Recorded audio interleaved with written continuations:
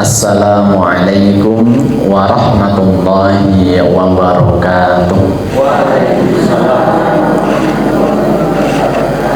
Alhamdulillah, alhamdulillahilladzi hadana li hadza wa ma kunna linahtadiya laula an hadanallah. Asyhadu an la ilaha illallah wahdahu la syarikalah wa asyhadu anna Muhammadan abduhu wa rasuluh. Allahumma salli wa sallim wa barik ala Muhammad wa ala alihi wa ashabi ajma'in. Rabbi israh li sadri wa yassir li amri wahlul 'uqdatam min lisani yafqahu qawli. A'udzu billahi minasyaitonir rajim. Bismillahirrahmanirrahim. Wa man ahsanu qawlan mimman da'a ila Allah wa 'amila shalihan wa qala innani minal muslimin. Wa qala Rasul sallallahu alaihi wasallam, innama bu'ithtu li utammima makarimal akhlaq. Al-ayah. Sadaqallah wa sadaqa Rasulullah. Amma ba'd. Yang kami hormati seluruh jamaah pengajian rutin setiap malam Rabu Masjid An-Nur Seruni rahimakumullah. Pertama, marilah senantiasa kita memuji seraya bersyukur kepada Allah, karena alhamdulillah begitu banyak dan sempurna limpahan nikmat dan karunia Allah yang diberikan kepada kita semuanya. Di antara nikmatnya, malam hari ini Allah mudahkan kita, Allah ringankan langkah kaki kita dari rumah kita masing-masing menuju ke Masjid An-Nur ini dalam rangka kita menuntut ilmu, menghadiri majlis ilmu, seraya bersilaturahim.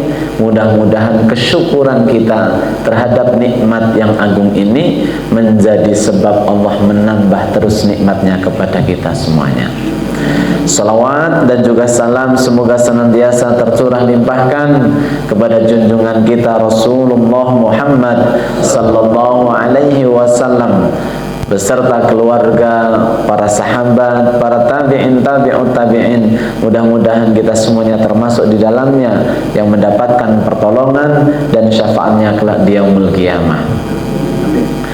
Ibu dan bapak jamaah rahimakumullah, Rasul dalam sabdanya menyebutkan innama bu'ithtu li utammima makarimal akhlaq.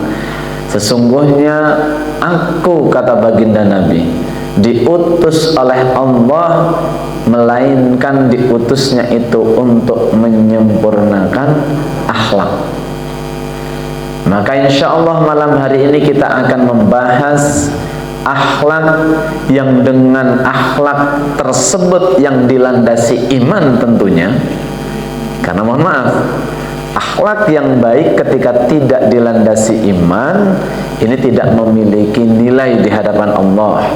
Karena di luar orang yang beriman, di luar orang yang beragama Islam pun akan kita jumpai orang yang akhlaknya baik. Orang yang di luar agama kita yang memiliki akhlak yang baik pun ada, karakter yang baik pun ada. Tetapi yang akan kita bahas adalah akhlak yang dilandasi oleh iman, yang dengan akhlak itu di tema kita mampu membuka pintu-pintu surga. Rasul Muhammad sallallahu alaihi wasallam sendiri merupakan sosok dengan akhlak yang paling mulia, yang dari akhlaknya itulah kemudian menyebabkan dakwah Islam ini menjadi berhasil. Lalu akhlak yang seperti apa? Tentu kita tidak akan menjabarkan semuanya, hanya segelintir kisah yang dari kisah ini kemudian mampu kita petik sebuah ibrah. Kisah yang pertama datang pada saat zaman Nabi Musa alaihi salam. Suatu waktu Nabi Musa naik ke atas bukit Sinai, satu tempat yang biasa digunakan oleh Nabi Musa untuk berdialog dengan Allah Subhanahu wa taala. Ibu dan bapak, perlu kita ketahui bersama, tidak semua nabi dan rasul ini diberi kesempatan oleh Allah mampu berdialog dengan Allah tanpa perantara malaikat Jibril. Pada umumnya ketika Allah ingin menyampaikan wahyu, risalah kepada nabi dan rasul, maka bisa jadi Allah sampaikan ini lewat utusannya, yaitu malaikat Jibril. Hanya ada 3 nabi dan rasul yang diberikan kesempatan oleh Allah mampu berdialog langsung kepada Allah tanpa perantara. Yang pertama ada Nabi Adam alaihissalam, yang ketika Allah ciptakan di surga, lalu kemudian Nabi Adam pernah berdialog langsung tanpa perantara kepada Allah Subhanahu wa taala. Lalu yang kedua ada Nabi Musa alaihissalam, yang kemudian beliau berdialog, yang dalam kisah ini beliau berdialog ini di Bukit Sinai. Dan yang ketiga tentunya adalah Rasulullah Muhammad sallallahu alaihi wasallam, tepatnya dalam peristiwa Isra dan Mi'raj. Ibu dan bapak jamaah rahimakumullah, ketika Nabi Musa naik ke atas Bukit Sinai, dalam salah satu dialog Nabi Musa bertanya kepada Allah Subhanahu wa taala. Pertanyaan yang mungkin luar biasa. Nabi Musa bertanya, "Ya Allah, siapakah kelak yang akan menjadi tetanggaku di surga?" Pertanyaan ini seperti pertanyaan yang sederhana, tetapi di dalam pertanyaan dan yang nanti kemudian akan dijawab oleh Allah merupakan satu gambaran kepada kita bahwa siapa yang ingin tinggal di surga. Bahkan disebutkan oleh Nabi Musa, siapa yang akan menjadi tetanggaku, itu artinya lewat apa yang nanti dikisahkan ini mampu menjadikan seseorang ini tidak hanya menjadi penghuni surga, tetapi bertetangga dengan Nabi. Bukankah itu sebuah kedudukan yang sangat istimewa? Bukankah Nabi dan Rasul merupakan sosok manusia-manusia yang mulia dan istimewa, yang tentunya orang-orang istimewa memiliki tempat-tempat yang istimewa pula. Lalu dari pertanyaan Nabi Musa itu yang bertanya, siapa nanti yang akan menjadi tetanggaku di surga? Lalu Allah memberikan jawaban, menyebutkan sosok nama yang dijelaskan pula di mana dia tinggal. Lalu setelah Allah menjelaskan itu, Nabi Musa begitu penasaran dan mencari di mana alamat orang ini, lalu ingin tahu seperti apa amalan yang luar biasa sehingga Allah sampai menyebutkan orang ini kelak akan menjadi tetangga Nabi Musa di surga. Orangnya masih hidup, tapi sudah disebutkan nanti akan menjadi tetangganya Nabi Musa. Dan ini bukan tetangga di perumahan, bukan tetangga di dunia, tapi tetangga di surga. Lalu Nabi Musa alaihissalam kemudian mencari alamat yang disebutkan untuk bertemu dengan orang yang dimaksudkan. Setelah kemudian bertanya, lalu ditemukanlah ini rumah tersebut. Lalu Nabi Musa alaihissalam kemudian ingin memasuki rumah tersebut, ingin bertemu dengan orangnya, ingin tahu seperti apa kehebatan amalannya, ibadahnya dan lain sebagainya. Lalu kemudian setelah pintu diketok, kemudian Nabi Musa dipersilahkan duduk. Tetapi setelah sang tamu yang tidak lain adalah Nabi Musa itu kemudian dipersilahkan duduk, sang pemilik rumah ternyata tidak langsung menemani Nabi Musa sebagai tamu. Kan layaknya tuan rumah kalau ada tamu datang itu pripun Bu? Dipersilahkan duduk, monggo pinara. Setelah itu apa? Kita berikan paling tidak minum. Kalau punya makanan dikasih makanan. Kemudian setelah ada minum, ada makanan, jajan dan sebagainya, kita duduk atau kita tinggal? Kita duduk, kita dampingi. Bahkan beberapa ulama itu tidak menanyakan maksud kedatangannya sebelum membuat sang tamu ini dia merasa nyaman. Kalau dia sudah merasa nyaman, lalu dia kemudian meminum, memakan, baru dengan sendirinya dia akan menyampaikan maksud kedatangannya. Bukan ujuk-ujuk langsung ditanya, mau apa panjenengan kesini, begitu kan? Tetapi ini Nabi Musa tidak mendapatkan perlakuan seperti itu. Justru Nabi Musa setelah duduk, belum dikasih minum, belum dikasih apa, juga tidak ditemani duduk. Nabi Musa memperhatikan ternyata orang tersebut justru masuk ke dalam kamarnya. Setelah masuk, ditunggu beberapa waktu, sang pemilik rumah keluar dari kamarnya sambil bopong seekor babi. Nabi Musa berpikir, wah, masa penduduk surga kok ingon-ingone? Kan aneh, jangan-jangan ini salah alamat, kan begitu. Tapi Nabi Musa penasaran, dicermati. Orang tersebut kemudian membawa babinya, dimandikanlah babi tersebut. Kemudian setelah mandi bersih, dikeringkan, dielus-elus. Setelah dipastikan babi tersebut bersih, wangi, dia memeluk, bahkan dia mencium dan juga menyuapi. Lalu kemudian setelah beres, seperti koyong ngopeni anak dhewe, tapi niku senes anak niku seekor babi. Babinya setelah bersih, setelah diurus, dipopong lagi, dimasukkan ke kamar. Kira-kira nek jenengan tamu tersinggung napa mboten? Tamune niki malah dikapirake. Tapi Nabi Musa tetap diam sambil mencermati. Lalu kemudian setelah masuk, keluar lagi. Tapi keluarnya membawa babi yang lain lagi, babi yang berbeda. Yang kali ini babinya lebih besar, lebih gede. Diperlakukan sama seperti seekor babi yang pertama. Dimandikan sampai bersih. Setelah bersih dikeringkan.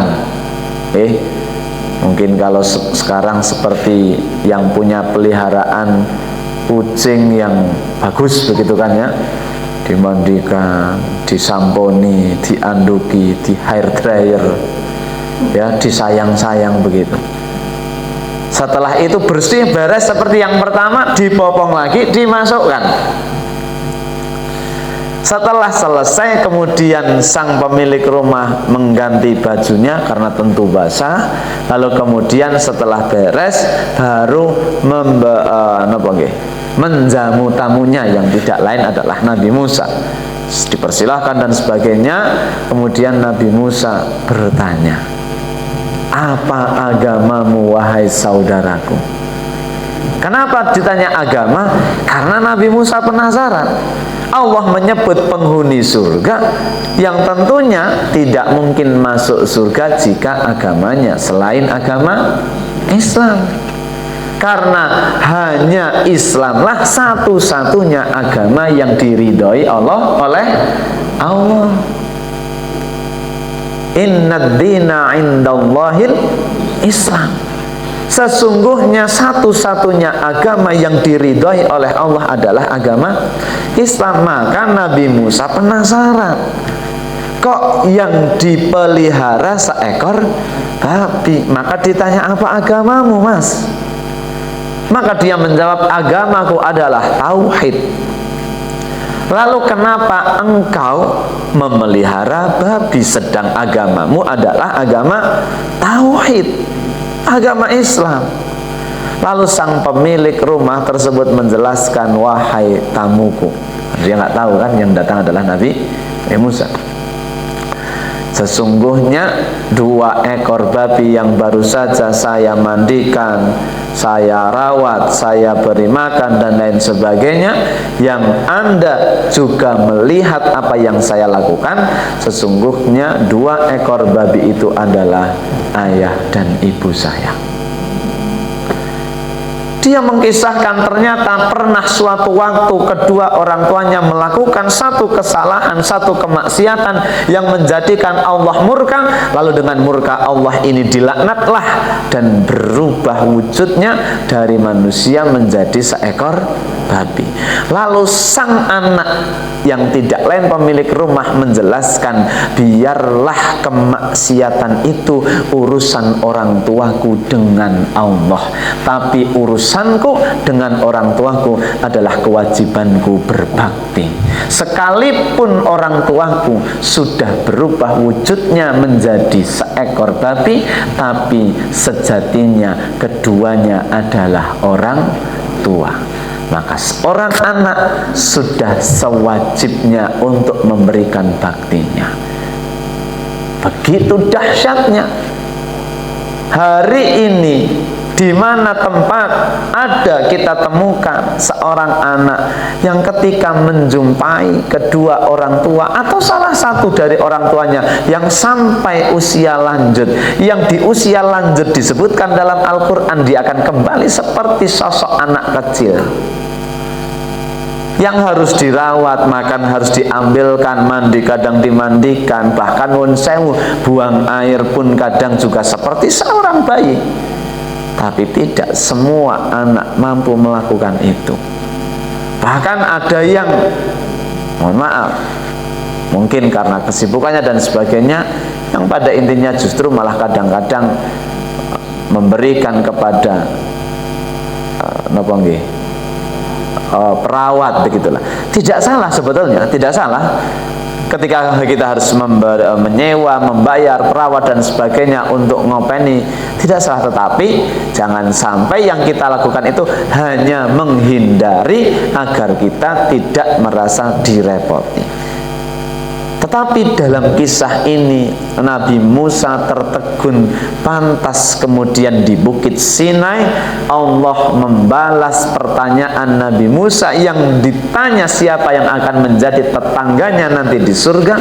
Ternyata sosok manusia yang mungkin biasa secara ibadah, tetapi akhlaknya begitu mulia, karena seperti apapun kondisi orang tuanya tidak mengurangi baktinya sebagai seorang anak. Inilah akhlak yang membuka pintu surga pertama, lewat baktinya kepada orang tua.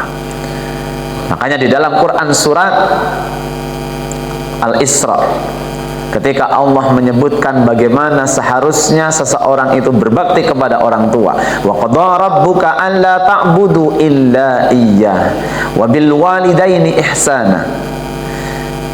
Kepada kedua orang tua hendaklah kita berbuat baik. Imma yablughanna 'indakal kibara ahaduhuma aw kilahuma. Jika nanti suatu waktu kita dapati orang tua kita sudah usia lanjut, keduanya atau salah satu di antaranya, fala taqul lahuma uff, maka jangan sekali-kali kita mengatakan, orang tua mpun sepuh, mpun mulai pikun niku kadang nembe ditakokke melih. Saiki sih wis jam piro, wis zuhur apa urung? Sekedap malih mbah, niki 11:30. Nggih, seprapat jam melih azan. Oh, berarti urung azan. Dereng mbah, monggo ngunjuk. Pripun malih mbah? Saiki sih jam pira? 11:30. Luhur dereng. 15 menit malih. Oh iya. Wis azan dhuwur apa urung? Seperti anak kecil. Kalau kita tidak punya basic agama, mungkin akan mengatakan pun jam. Wah, jawabnya nadanya berubah menjadi tinggi. Kemudian mungkin kesel dan lain sebagainya. Tapi ketika Al-Quran kita buka, kita baca, kita kaji, kemudian kita tahu ada kisah-kisah yang membuat kita terinspirasi seperti halnya yang disebutkan di kisahnya Nabi Musa tadi, maka tidak mungkin kita lalu membentaknya. Jangankan membentak, saja tidak boleh. Wa qul lahuma qaulan karima, lalu sampaikan kepada keduanya kalimat-kalimat yang menyejukkan. Ibu dan bapak, kisah yang kedua. Kisah ini datang di zaman Rasulullah Muhammad sallallahu alaihi wasallam. Satu waktu Rasulullah sebagai seorang pemimpin, dan tentunya di dalam ibadah beliau pun menjadi seorang imam. Ada yang menyebutkan sholat yang dimaksud itu adalah sholat subuh. Satu waktu Rasulullah mengimami sholat subuh. Dalam sholatnya, kemudian setelah takbiratul ihram, membaca doa iftitah, membaca surat Al-Fatihah, lalu dilanjutkan membaca surat. Setelah itu kemudian intiqalus sholat, berganti menjadi ruku.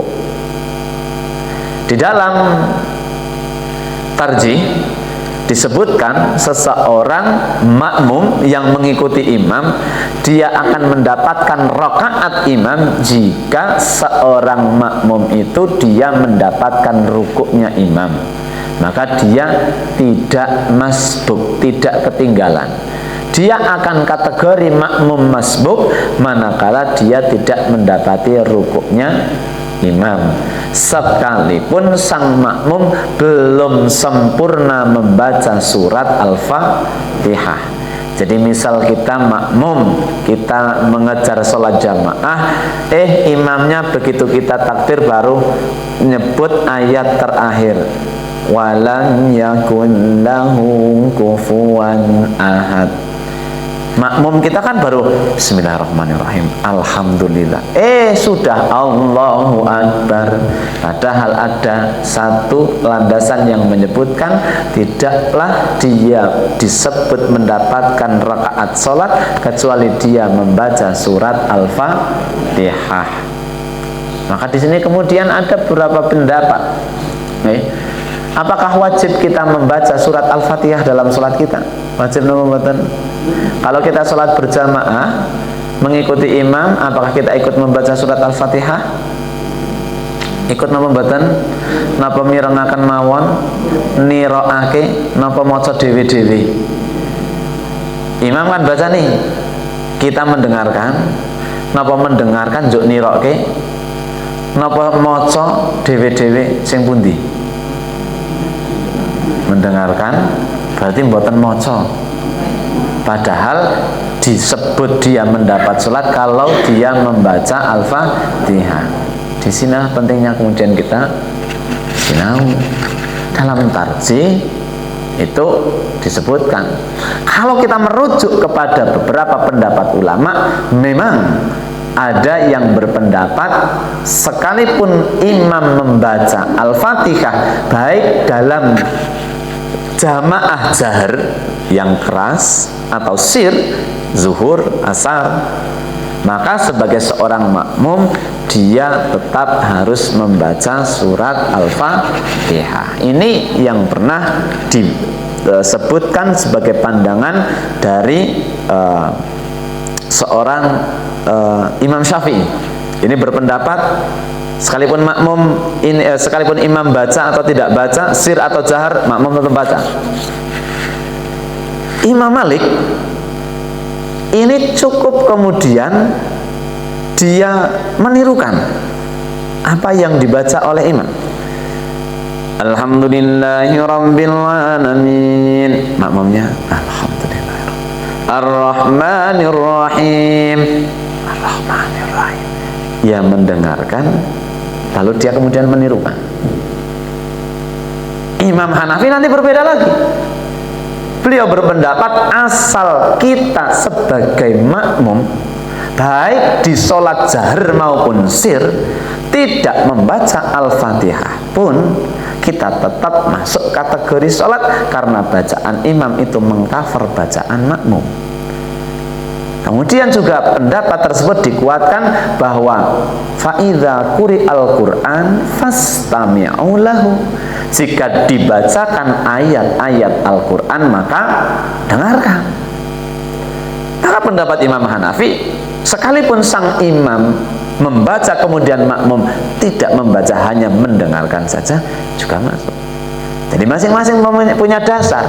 Nah kalau kita mau praktek, asal kita punya dasar, niku insya Allah sok diterima. Ampun, wah koyone ya luwes-luwes ngene ngeten niku. Niku kan berarti kan miturut. Wah niki. Padahal dalam ibadah itu kita harus memiliki landasan yang kuat. Nah, tadi kembali kepada kisahnya Rasulullah. Ketika Rasul sedang sholat subuh ini, ada satu sahabat Rasul, tidak lain adalah sahabat yang luar biasa, namanya sahabat Ali bin Abi Thalib. Ali bin Abi Thalib ini ketinggalan.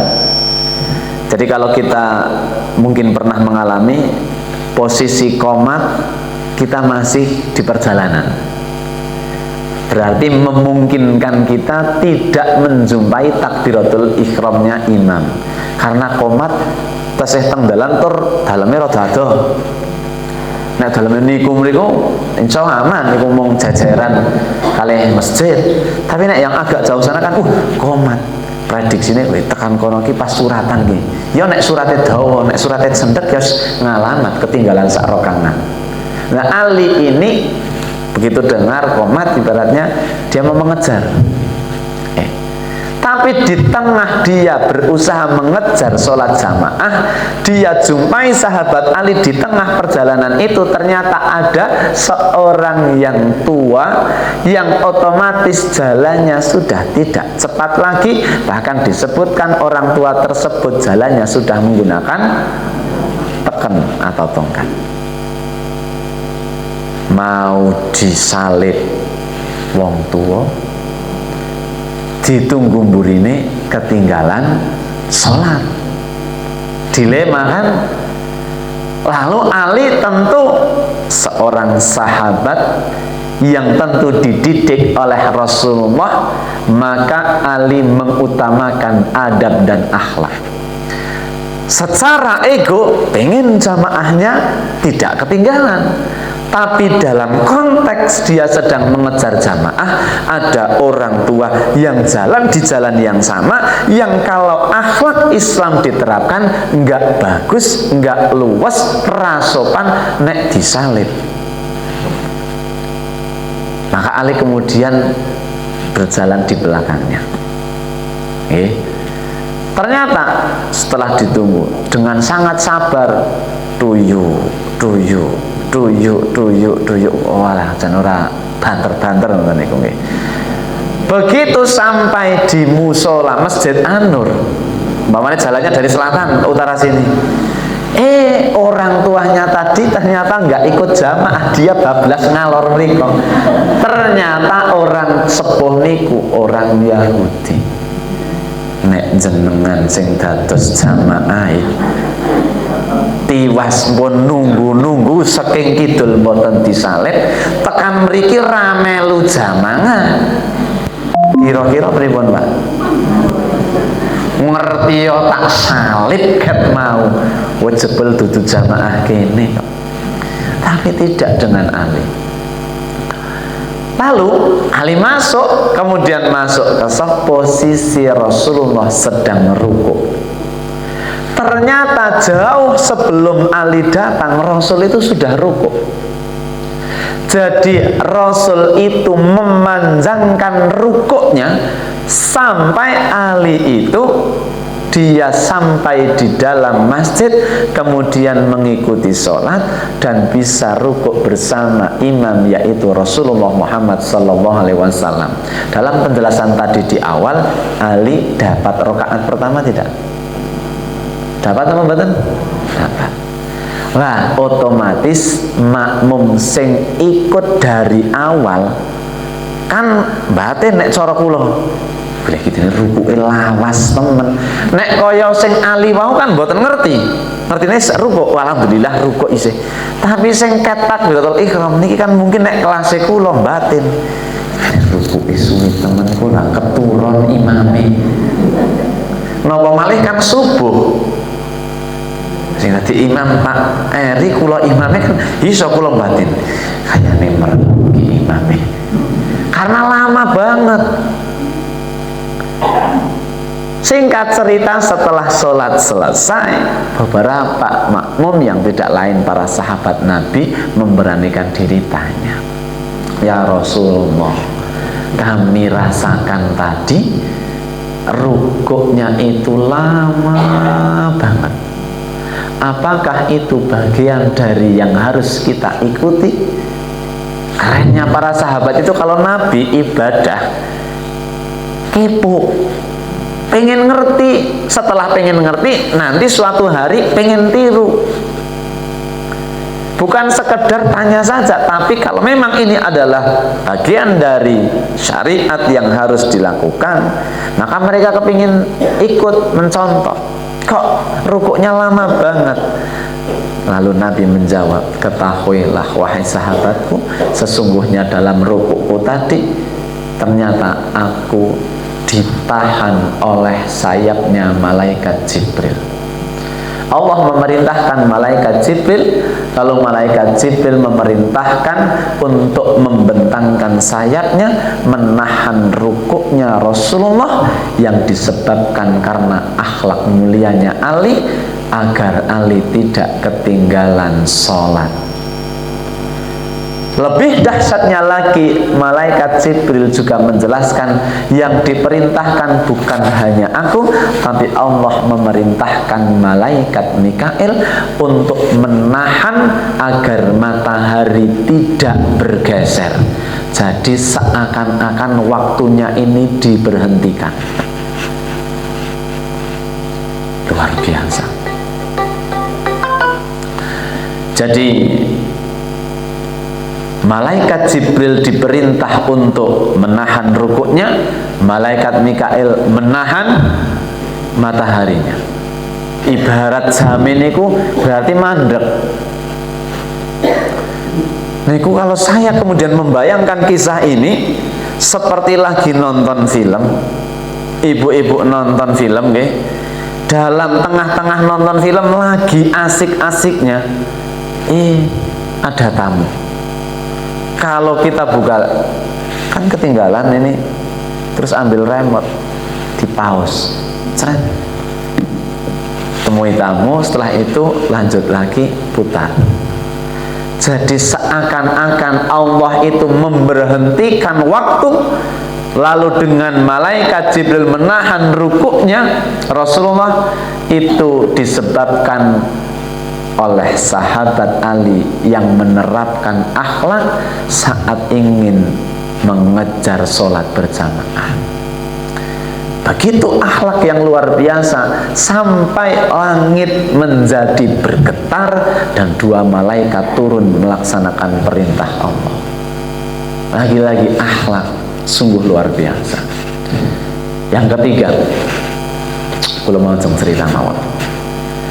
Yang ketiga, kita akan temukan salah satu akhlak luar biasa dari salah satu penduduk kota Madinah yang sudah beriman kepada Allah saat terjadi peristiwa hijrah, yang penduduk Madinah itu disebut sebagai kaum Ansar. Kalau yang dari kota Mekah disebut kaum Muhajirin. Salah seorang sahabat Ansor namanya adalah Abu Talhah Al-Ansari. Sinten namanya Bu? Abu Talhah Al-Ansari. Ketika kemudian ada orang Muhajirin berjalan dari kota Mekah ke kota Madinah dengan perjalanan 400 km lebih, tentu sangat capek, sangat lelah, sangat haus, sangat lapar, butuh istirahat, butuh minum, butuh makan. Nah, dia ini sudah tidak mendapati tempat untuk singgah, karena rumah-rumah yang lain ini kumpul untuk jatah masing-masing. Jadi masing-masing rumah sudah ada tamunya, sudah ada tamu untuk menjamu dari orang-orang Muhajirin. Lah, orang yang terakhir ini belum mendapati dia mau tinggal di mana. Lalu Nabi kemudian menawarkan, wahai sahabat, siapa yang akan menerima tamuku ini? Disebutkan tamuku, kata Rasulullah. Maka tamu biasa saja ini luar biasa. Dalam sabda Nabi, man kana yu'minu billahi wal yaumil akhir, siapa yang beriman kepada Allah dan hari akhir, fal yukrim dhaifahu, maka muliakanlah tamunya. Jadi kalau ada tamu datang ke rumah kita, kita muliakan, itu bagian dari kita menjalankan sunnah Nabi. Karena disebutkan siapa yang ngaku iman dengan Allah, siapa yang ngaku iman dengan hari kiamat, maka muliakanlah tamu yang datang. Apalagi ini yang disampaikan Rasul, siapa yang mau menerima tamuku, bukan sekedar tamu biasa, tapi tamunya Rasulullah, tentu istimewa sekali. Tidak ada yang ngacung. Ada seorang yang memberanikan diri, ya Rasulullah, saya siap menjamu tamunya Rasulullah. Orang tersebut adalah Abu Talhah Al-Ansari. Sinten Pak? Padahal Abu Talhah Al-Ansari saat memberanikan diri ngen kula mawon niki dadane deg-degan buanter banget. Kenapa? Dia orang yang nuwun sewu, sangat terbatas dari segi ekonomi. Jangankan menjamu tamu, makan sendiri saja kadang-kadang ngepas, kadang-kadang boten. Untuk makan diri sendiri saja setiap hari-harinya niku kadang-kadang kurang. Tapi karena Rasul menyebutkan siapa yang akan menjamu tamuku, karena satu tamu ini belum mendapati rumah, maka yo luweh melas malih nek mboten nonton sing ngajung. Maka dia memberanikan diri. Abu Talhah Al-Ansari pun ngen kula mawon. Lalu Nabi mengatakan, "Mas tamu jenengan tumut kalih Mas Abu Talhah Al-Ansari." Nggih. Berjalan menuju rumahnya. Kemudian setelah masuk rumah, ya, bertanyalah Abu Talhah Al-Ansari kepada istrinya, yaitu Ummu Sulaim. Istrinya begitu tahu suaminya masuk kok nggawa tamu, teratap-teratap atine. Ada apa gerangan? Karena istrinya ngerti kondisi dapur. Karena ternyata faktanya di dapur hanya tinggal satu roti, atau mungkin cara kita satu piring nasi saja. Lah kok garwane kondur nggawa tamu? Kok njuk arep disuguh napa? Kamangka niki wong sing mboten duwe napa-napa. Lalu dipersilahkan duduk sang tamu. Abu Talhah Al-Ansari kemudian matur kalih garwane, "Bu, duwe apa kae disuguh ana tamu? Iki kudu tamu bahen-bahen, tamune Kanjeng Nabi Rasulullah Muhammad sallallahu alaihi wasallam." Istrinya menjawab, "Enggak punya apa-apa, Pak. Jenengan kok orang ngabari?" Itu biasanya jawaban istri ketika suami bawa tamu nggak ngabar-ngabari. Nek ceritali wis tak tumbas ning warung, ngisi-ngisini jenengan lho. Nah tadi pernah seperti itu Ibu? Lalu kemudian Ummu Sulaim mengatakan, hanya tinggal satu piring, hanya tinggal satu genggam roti, dan itu pun jatah anak kita. Bingung banget nih Abu Talhah. Wis kadung mlebu tamune. Mosok kon metu ngapunten mboten sios dados sanes semawon, enggak mungkin banget. Wong pun lenggah.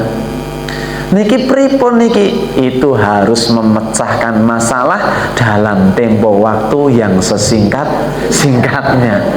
Kan mboten mungkin rembugan dulu ndak tak ngundang Pak RT kesuwen, selak ngelih tamune. Nggih. Sudah putuskan. Lalu Abu Talhah secara spontan, ya sudah, itu jatah siapa? Anak kita.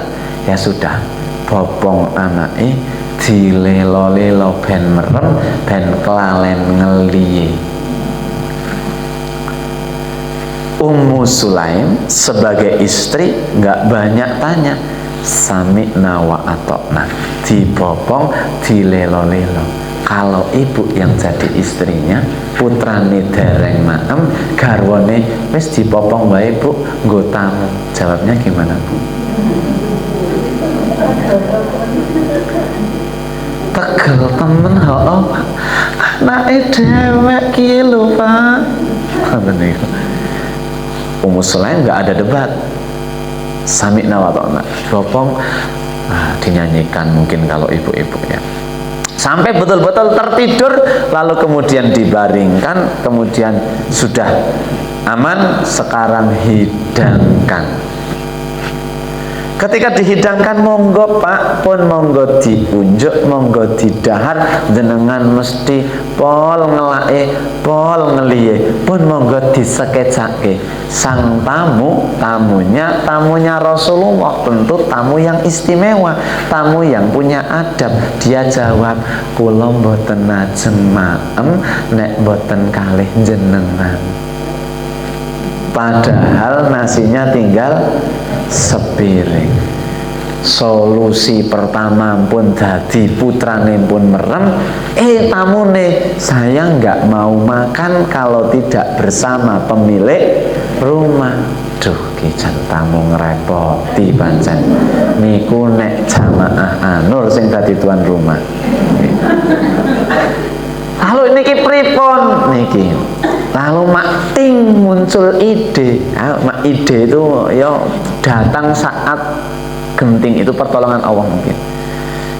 Ini bagaimana kalau lampu teploknya ini dimatikan sebagai niki kan khawatir niki minyaknya habis nanti dimatikan. Coro riki ya sikringe dipateni. Mati listrik ngoten niku. Terus Abu Thalhah mengatakan kepada istrinya, wis njupu piring telu. Nah niki. Peteng dedet piringe telu. Pun gong dahar sarang-sarang pun niki petengan apa lah, insyaallah mboten kesasar. Lah piringe pun disonggo ngeten iki kan nek dahar jenengan dahar peteng kesasar mboten? Napa njuk le amlok sekul niku njuk malih teng mripat kan mboten mungkin nggih. Wah mbok merem napa apal nek dahar niku nggih. Monggo niki wah dilalah niki malah mati niki tokene telas niki dereng isi pulsa. Pun lah mungkin nek nunggu selak kewengen niki monggo didahar mawon. Lah Abu Thalhah nyonggo piring kosong. Terus kluntrang klunting biar tamunya gai tuan rumahnya wis wiwit sudah mulai, berarti saya sudah boleh memulai. Makanlah sang tamu. Abu Thalhah nggih etok-etok dahar niku luar biasa. Sampai selesai makan pun dirikati pun duripke melih diane. Alhamdulillah pun rampung niki, pas rampung pas PLN pun sadar niki. Nah, akhirnya sang tamu sudah kenyang, tinggal istirahat. Keesokan harinya ketika berjumpa dengan Rasul tidak tahu kisahnya. Rasul dari kejauhan tersenyum. Kok Rasul senyum-senyum gitu sama aku? Kan aku jadi salting. Lalu Rasul mengatakan, demi Allah, malam tadi Allah dan para malaikat memuji akhlaknya. Emang ada apa Rasulullah? Nggak perlu kamu ceritakan, saya sudah lihat CCTV. CCTV-nya Rasulullah kan malaikat, langsung informasinya dari Allah. Ternyata Rasul tahu ceritanya lewat malaikat, dan Rasul diberitahu bahwa Allah dan malaikat memuji akhlaknya Abu Thalhah Al-Ansari yang rela mengutamakan tamunya sedangkan anak sendiri belum makan. Lalu itu ada dikisahkan di Quran surat Al-Hasyr ayat 9. Walladzina tabawwa'ud daral iman min qablihim yuhibbuna man hajara ilaihim wala yajiduna fi sudurihim hajjatan mimma utu wa yu'thiruna ala anfusihim walau kana bihim khasasah. Di dalam ayat ke-9 surat Al-Hasyr, Allah menyebutkan akhlaknya orang Ansor adalah mereka mencintai orang yang berhijrah, senang dirawui, senang dengan kedatangannya. Kemudian mereka memberikan apa yang dibutuhkan. Saat itu yang dibutuhkan apa? Minum. Selain minum yang dibutuhkan apa? Makan, tempat tinggal.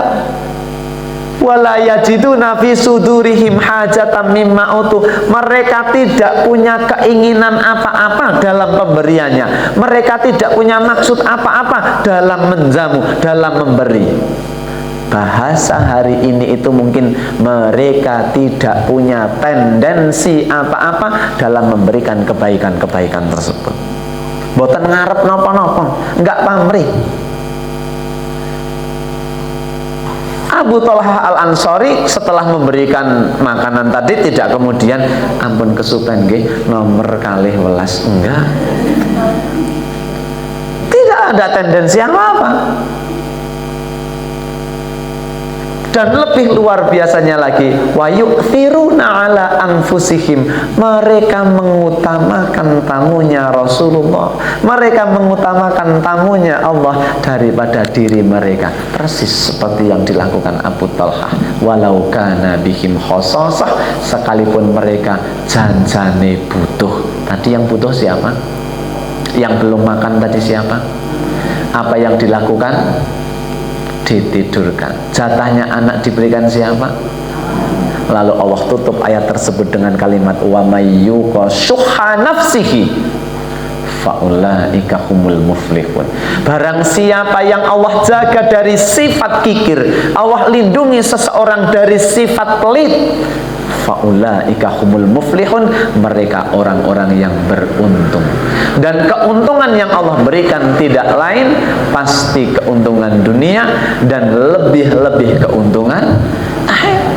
Itu akhlak yang diajarkan Nabi, yang dipraktekkan oleh salah satu penduduk Ansor bernama Abu Talhah Al-Ansori dengan istrinya Ummu Sulaim, yang dengan akhlak tersebut menggaransi dirinya kelak dia akan mengkapling surganya Allah. Lewat apa? Lewat akhlak. Hadirin jamaah rahimakumullah, iman adalah landasan, iman adalah dasar yang tidak boleh ditawar. Iman itu diyakini dalam hati, diikrarkan dalam lisan, lalu diaplikasikan dalam perbuatan. Kalau hanya diaplikasikan tanpa dilandasi iman, maka kita saksikan non-sawu ada orang non-muslim, mungkin dia punya perilaku yang baik, mungkin dengan tetangganya ramah, mungkin dengan saudaranya senang banget nolong, tapi non-sawu karena agamanya bukan dilandasi karena iman, maka kebaikannya dia hanya dapat balasan di dunia saja, tidak di akhirat.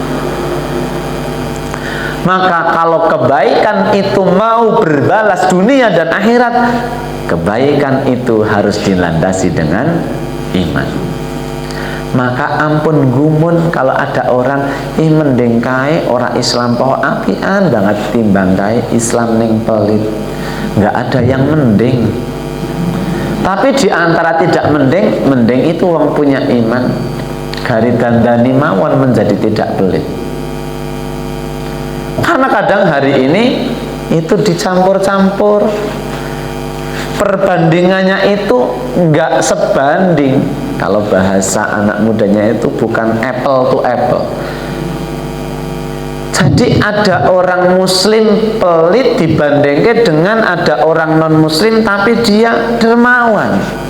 Lalu kemudian disimpulkan, oh ya berarti saya mending kae lah. Esok nek kae nyalon RT kae wae, kok nek kae lah bantuane mesti pelit. Wong-wonge ya pancen dasare pelit. Tidak bisa seperti itu. Dalam prinsip beragama, kalau sudah ada kaitannya dengan kemasyarakatan, ada kaitannya dengan iman dan akhlak, maka kita harus berprinsip. Maka disinilah kemudian dari kisah ini, dari tadi yang pertama, kisahnya siapa? Nabi Musa, yang kemudian diberi kabar akan mendapatkan tetangga di surga. Dia punya akhlak yang hebat dengan orang tua. Cerita kedua, ada kisahnya siapa? Sahabat Ali bin Abi Thalib, yang rela hati ketinggalan jamaah, yang penting dia menerapkan akhlak, hanya mung boten nyalip. tidak mendahului. Padahal kan mungkin kalau nyalip niku tidak disebut akhlak yang tercela, bukan nggih? Kan tidak mungkin bocah ya ndrugal banget. Lah ngopo sih kayak ana wong sepuh banget kak disalib? Kan nggak mungkin disebut ndrugal banget. Ketoke sederhana, nggih mboten? Tapi ternyata setelah diterapkan luar biasa. Sampai menunda waktu, sampai menunda rukuknya Rasul dan lain sebagainya tadi. Dan di kisah yang ketiga, kisah salah satu sahabat Ansor, yaitu Abu Talhah Al-Ansari. 3 kisah tadi merupakan kisah-kisah yang dengan akhlak mampu membuka pintu-pintu surga.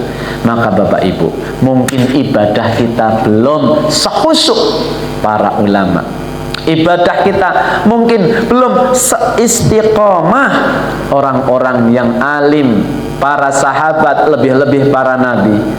Kadang kita sregep banget sholatnya, sregep banget puasa sunnahnya, tapi di lain waktu sing penting ya orang ninggal sholat, ya orang ngopo-ngopo, orang jamaah, sing penting kan yang tetap sholat. Kadang-kadang turun. Ibadah kita yang kadang naik, kadang turun, maka mari sempurnakan dengan akhlak yang bisa kita praktekkan dengan siapapun, dengan orang tua, dengan tetangga, dengan siapapun yang ada di sekitar kita.